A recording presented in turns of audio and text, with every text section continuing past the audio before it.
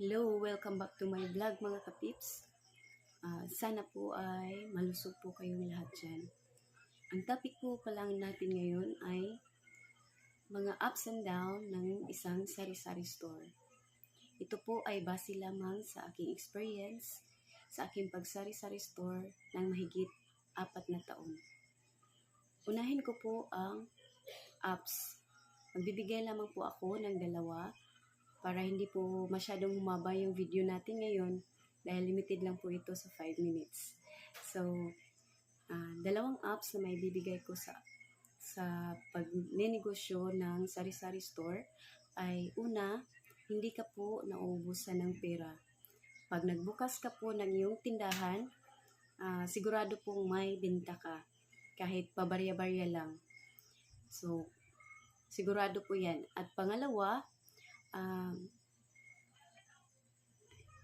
hindi mo na po kailangan na lumabas pa at bumili sa ibang tindahan sa mga personal mong pangangailangan sa inyong bahay. Dahil andyan na sa tindahan mo, kahit utangin mo man or bayaran, ikaw nang bahala. So, yun lang po ang 2 apps na may bibigay ko. At doon naman tayo sa downside ng isang sari-sari store.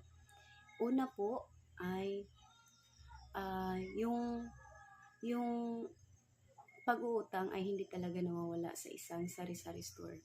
Kaya kung mahina po ang loob nyo at hindi po kayo marunong maningil, huwag na lang po kayong pumasok sa sari-sari store dahil kailangan po dito ay patibayan ng loob, patigasan ng damdamin po na kailangan po talaga pag may mangutang, marunong po kayong maningil. Hindi po kagaya ko na hindi po talaga, yun po talaga yung kahinaan ko, hindi po ako marunong maningil.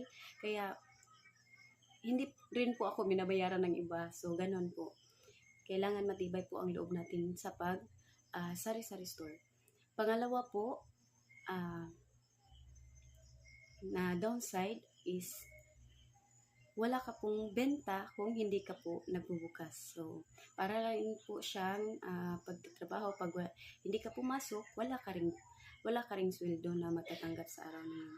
So, yun lamang po at sana ay nakatulong kahit papano sa mga gustong negosyo ng isang sari-sari store. Thank you for watching and please like and share na rin po ng ating video ngayon para po makatulong din sa iba. Yun lamang po at magandang buhay.